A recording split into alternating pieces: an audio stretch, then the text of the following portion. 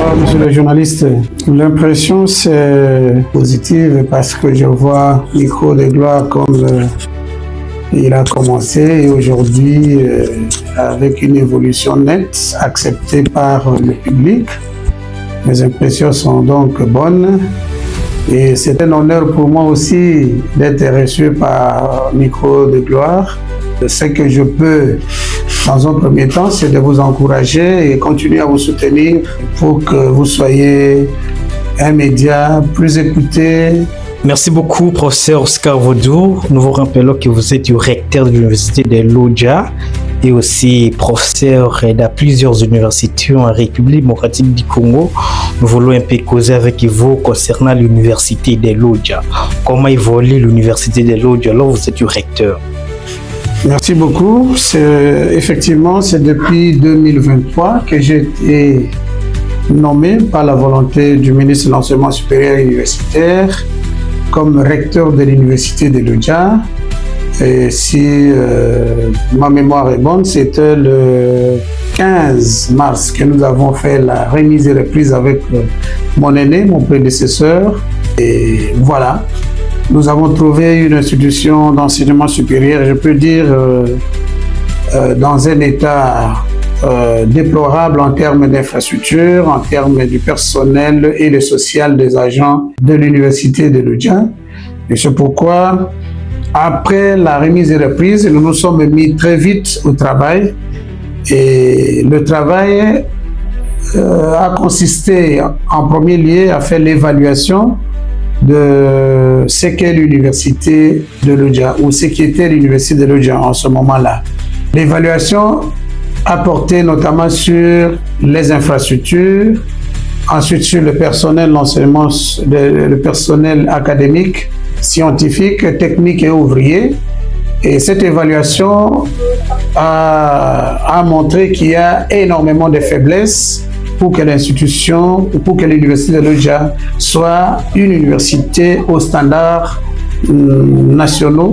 Très vite, nous avons élaboré ce que nous avons appelé le plan stratégique de développement de l'université de Lodja pour s'attaquer aux problèmes ou aux défis que nous devrions relever dans les différents secteurs. Ce plan stratégique de développement de l'université de Lodja 2023-2025, parce que le mandat du recteur est de 5 ans. Le plan stratégique avait donc, nous avons mis en place des stratégies pour relever les défis sur le plan des infrastructures, sur le plan de la formation du personnel académique scientifique.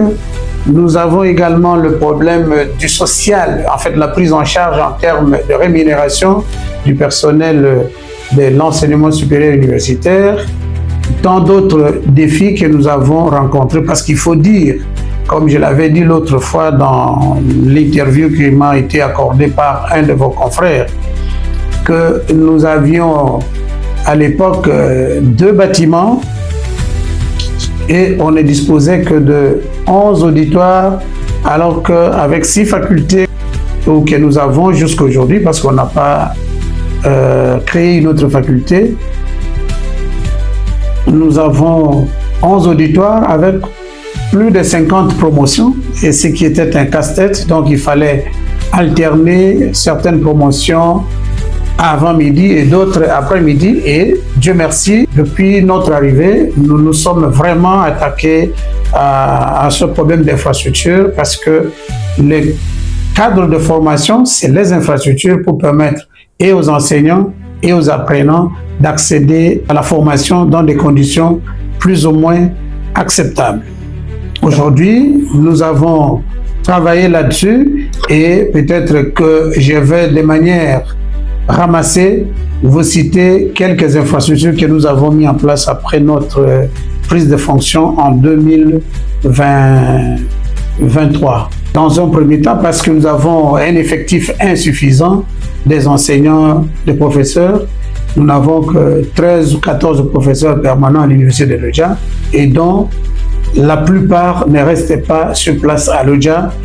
Il n'y a que 4 qui restent à Lodja et qui font parfois des va-et-vient, mais les autres sont à Kinshasa, en Europe ou ailleurs. Cette situation que j'appelle des déficits en termes d'effectifs des professeurs, nous recourons au visitariat, c'est-à-dire appeler les professeurs qui viennent de Wembonyama, de Kinshasa, de Kananga, de Lubumbashi ou de Kisangani parfois, parce qu'on a un nombre insuffisant des enseignants, des professeurs d'université. Alors, la première des choses que nous avons fait, c'est de bâtir un guest house pour permettre d'accueillir le professeur qui viendrait pour nous aider à assurer les enseignements avec compétences dans leurs domaines respectifs.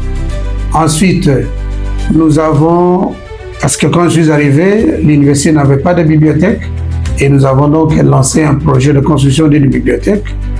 La bibliothèque, les travaux sont très évolués. Je crois que d'ici la fin de cette année, la bibliothèque sera opérationnelle. Également, lorsqu'on est arrivé, on a trouvé un bâtiment dédié aux facultés, 6 facultés qui devraient travailler dans des locaux où la promiscuité, dans les conditions de promiscuité très désagréables. Et nous avons donc lancé la construction des bureaux des facultés. Nous avons construit la faculté de psychologie et sciences de l'éducation, un bâtiment de 20 mètres sur 15, 7 bureaux à l'intérieur, toilettes incorporées, salle de réunion. Et voilà, c'est le plan que nous avons adopté pour les 3 premières facultés, les facultés les plus peuplées. C'est la faculté de psychologie et sciences de l'éducation, la faculté de droit et la faculté de l'économie.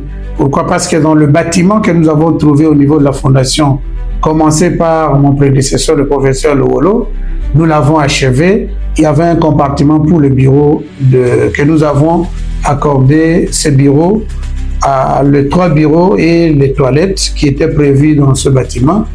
Nous avons accordé à la faculté de psychologie et à la faculté de lettres et sciences humaines et informatique. Et ce qui fait que 4 facultés se trouvent aujourd'hui dans les conditions plus ou moins acceptables parce qu'ils ont des bureaux qui leur permettent de travailler. Comme on le dit, l'environnement détermine également le rendement des prestataires. Nous avons également lancé la construction d'un bâtiment administratif de 2 étages et dont la fondation était achevée depuis la fin de l'année passée.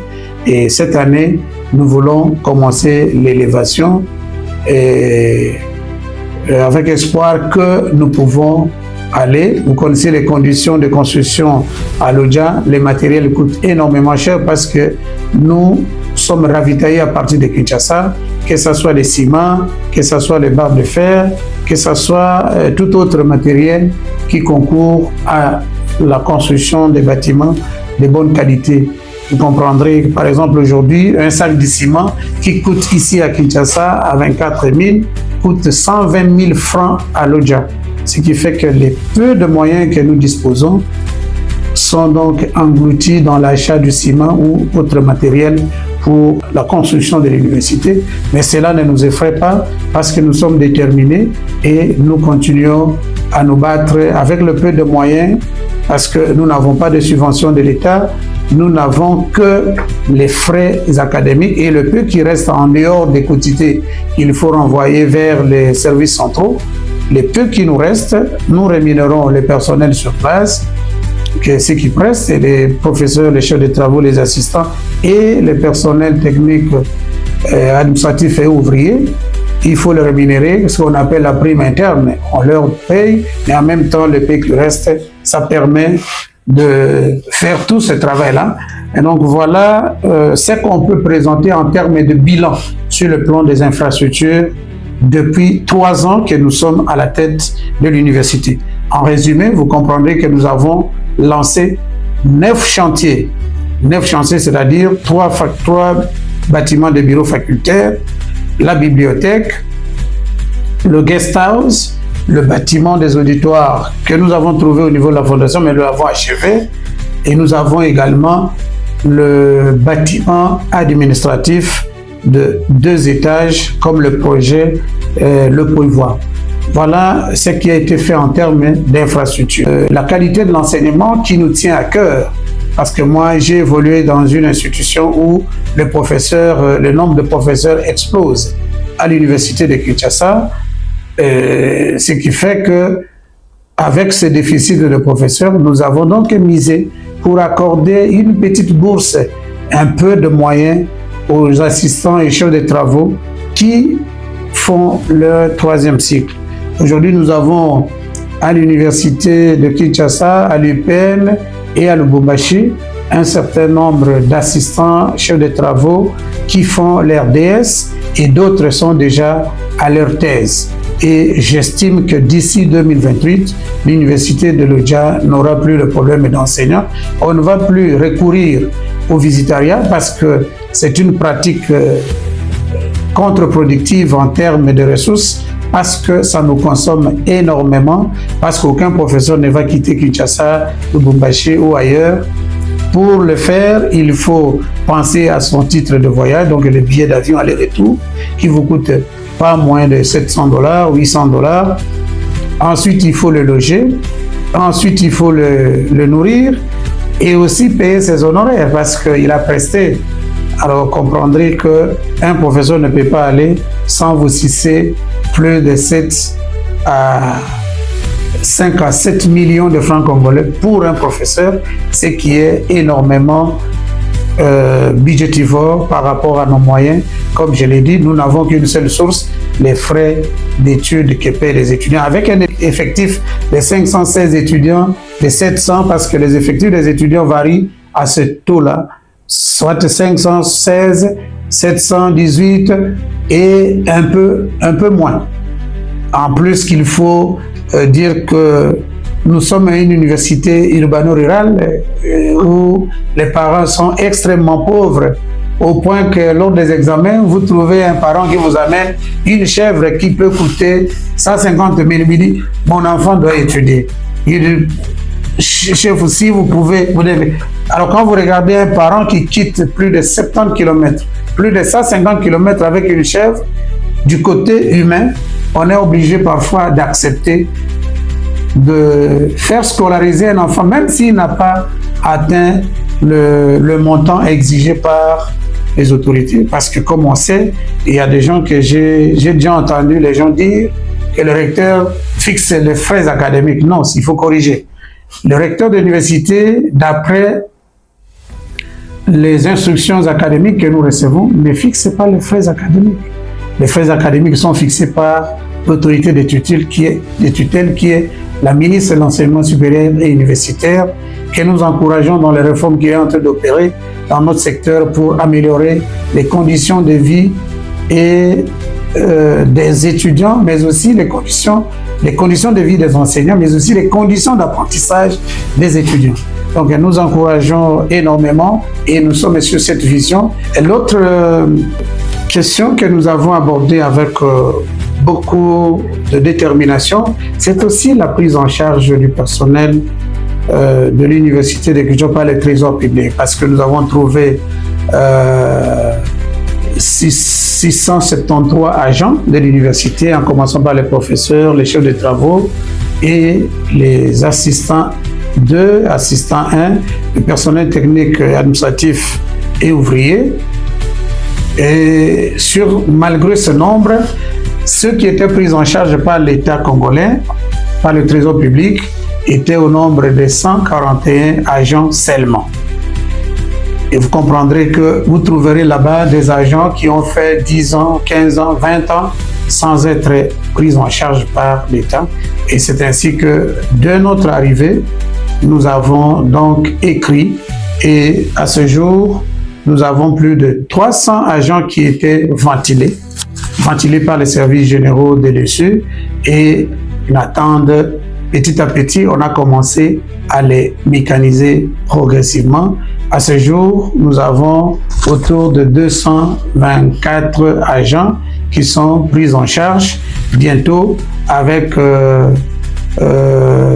les démarches et les efforts que nous sommes en train de mener, espérons que nous atteindrons peut-être la moitié ou plus de la moitié des agents qui seront pris en charge par le trésor public. Voici, grosso modo, dans quel état nous avons trouvé l'université de Lodja et à quel état elle se trouve aujourd'hui. Et il faut peut-être ajouter un mot sur les infrastructures. L'université de Lodja se trouve aujourd'hui sur la bonne voie parce que le chef de l'État, dans son programme présidentiel de réhabilitation, rénovation et construction des universités à travers la République démocratique du Congo, a également accepté que l'université de Lodja soit listée parmi les 14 prochaines universités qui seront construites. Et lors de son dernier point de presse, il est revenu là-dessus et il a dit d'ici 2 ans, nous aurons 20 universités parce que la première phase a concerné 6 universités, l'université de Bunia, l'université de Mbandaka, l'université de Kananga, l'université de Mbujimayi, l'université de l'UPEN et l'INBTP sont des universités qui étaient déjà rénovées, construites ou réhabilitées. Voilà. La deuxième phase, l'université de Lodja est listée pour être construite et les enfants du Sankourou n'auront plus à envier leurs homologues qui étudient au Canada ou ailleurs, pour paraphraser le président de la République qui faisait allusion à un étudiant qui venait du Canada et qui a visité l'université de Kananga, qui a dit que même au Canada, nous n'avons pas de telles infrastructures. Et donc, pas plus tard qu'aujourd'hui, ce matin, j'ai reçu l'appel des services qui m'ont demandé un certain nombre d'éléments pour aller vers le processus de passation de marché pour signer le contrat avec l'entreprise qui va se charger de la construction de l'université de Lodja. Et à cela, nous remercions le chef de l'État pour avoir tourné un regard vers le Sankourou. Parce que comme je l'ai toujours dit, le Sankourou a donné de son sang et le Sankourou n'a pas encore reçu grand-chose de la République. Et il fallait attendre l'arrivée du président de la République, Félix-Antoine Tshisekedi Tshilombo, pour que le Sankourou obtienne cette méga infrastructure, cette maison de formation qu'on va appeler l'université de Lodja.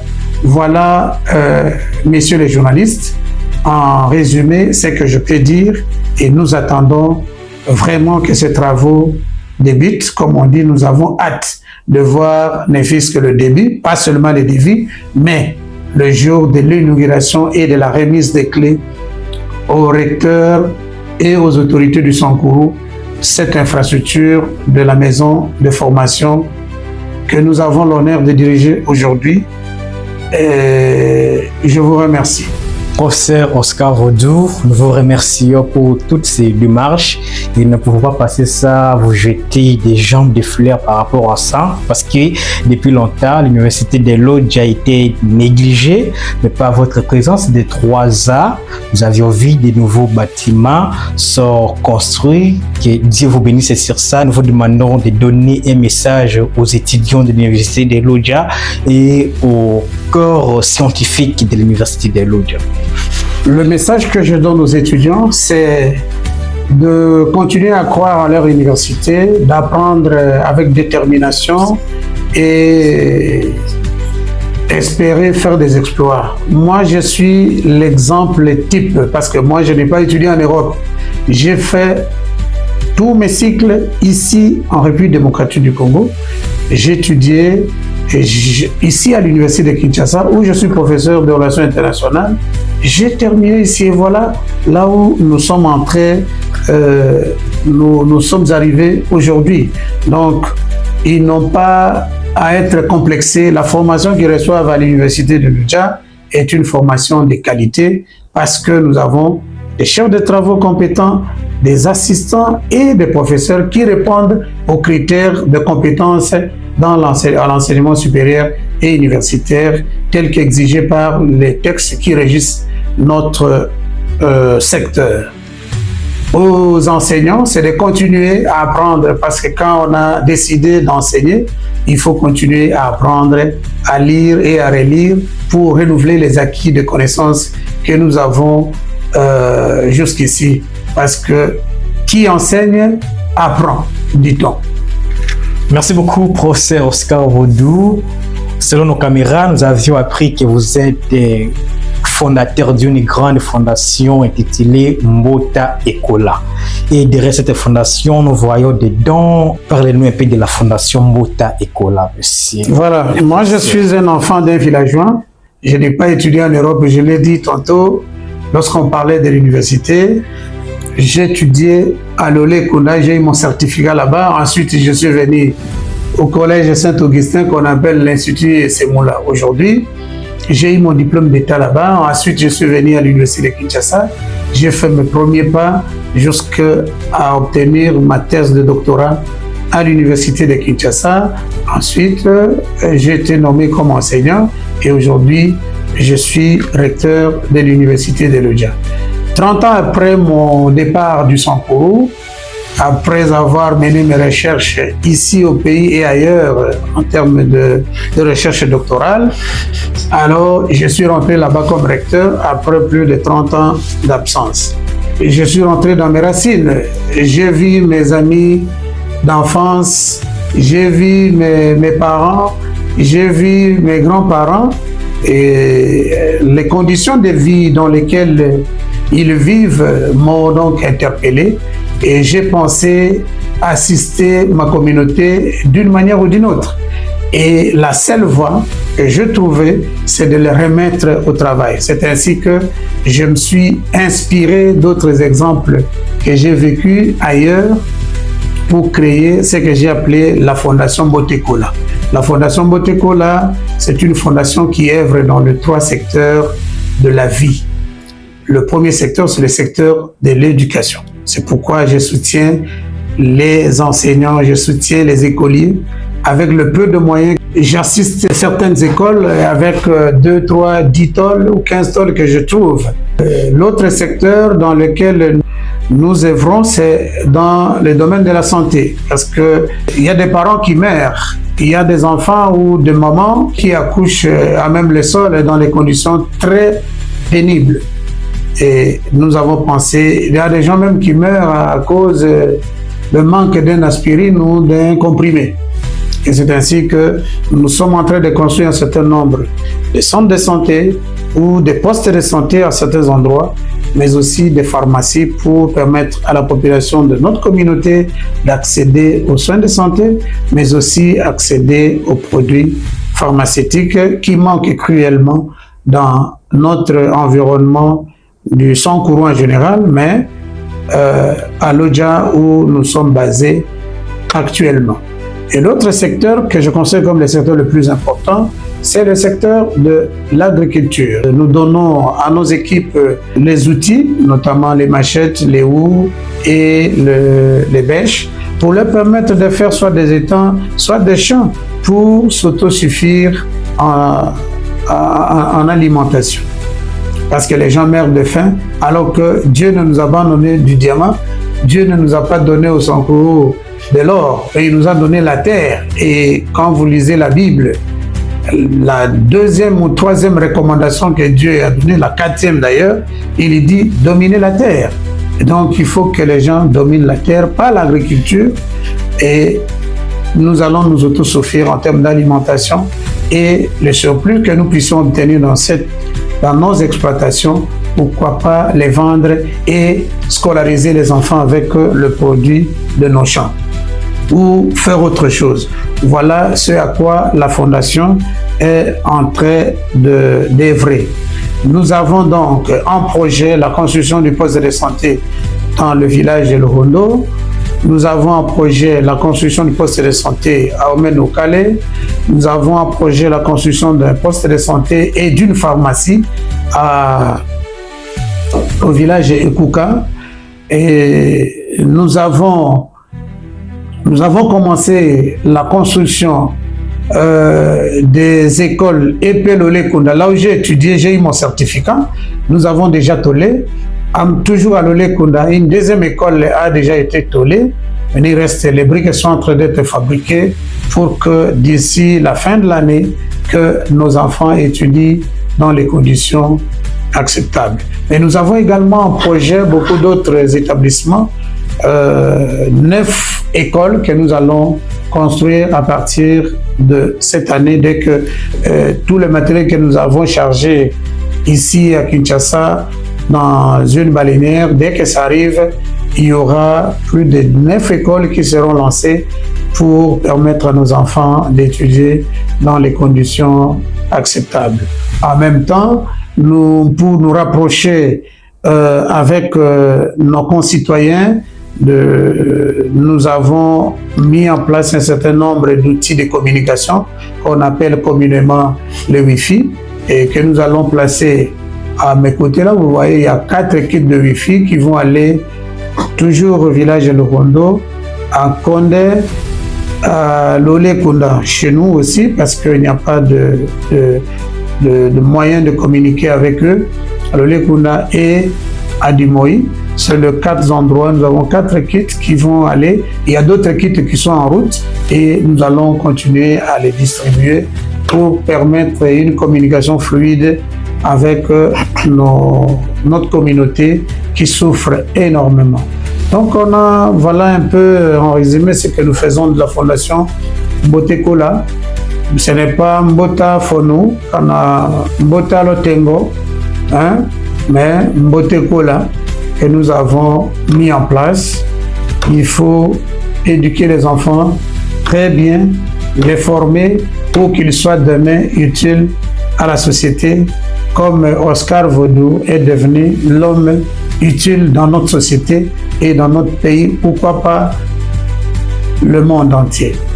En tout cas, merci beaucoup, professeur Oscar. Pourquoi les noms Mbota et Kola? J'espère que beaucoup sont en dehors du pays qui ne comprennent même pas la langue tété là.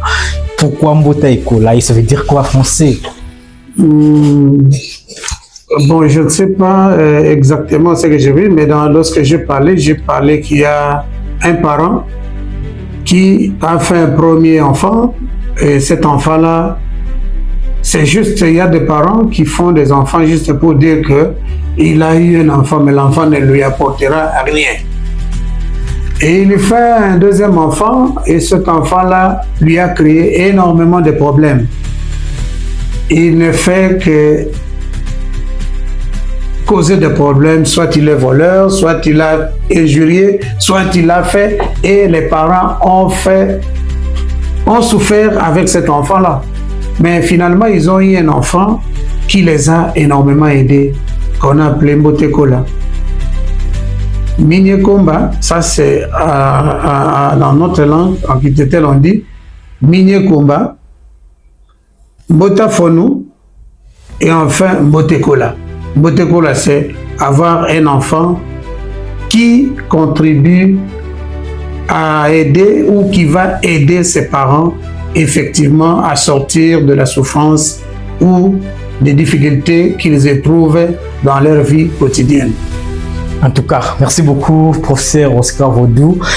Après 3 mois ou 2 mois, si je ne me trompe pas, nous avions vu votre présence au Sankuru et plus précisément à Watambolo. Beaucoup de jeunes villageois, dont je cite les noms de Lolé Kunda, de Koumé Djonge, se sont regroupés. Un message pour la population de Watambolo qui a réservé cet accueil chaleureux à votre honneur. Le message que je leur adresse ce soir ou cet après-midi, c'est un message d'espoir. Un message d'espoir pour dire que parce que Mbotekola est arrivé, ils peuvent espérer après que Mbota Fono ait passé et laissé des traces négatives dans leur vie. Et après que Mbota Minyekomba est passé, maintenant leur fils, leur enfant est venu, l'enfant qu'ils appellent Mbotekola est venu pour essuyer les larmes. C'est pourquoi nous disons Mbotekola, sorti de la pauvreté, Mbotekola, vivre pour les autres. Je suis donc le don. Les dons de Watambolo, le don de l'Okenya, le don du Sankuru et le don de la République démocratique du Congo. C'est pour essuyer les larmes et ceux qui pleurent, comme dit, il faut pleurer avec ceux qui pleurent et fêter avec ceux qui sont en fait. Le message que je les adresse, c'est un message d'espoir que si on se soude le coude, ensemble, nous irons très loin et nous allons quitter les conditions infrahumaines dans lesquelles nous vivons pour aller vers des conditions de plus en plus humaines demain et après-demain. Voilà, en résumé, le petit message d'espoir que je devrais adresser à mes compatriotes et à mes frères de l'Okenya et particulièrement de Ouattambolo.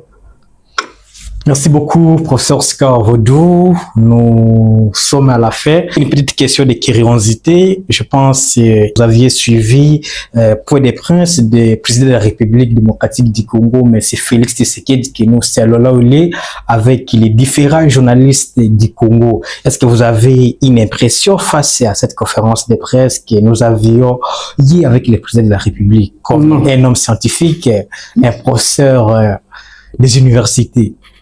Non, nous n'avons pas de commentaires. Le chef de l'État a parlé, il a donné son point de vue sur un certain nombre de questions essentielles de la vie nationale.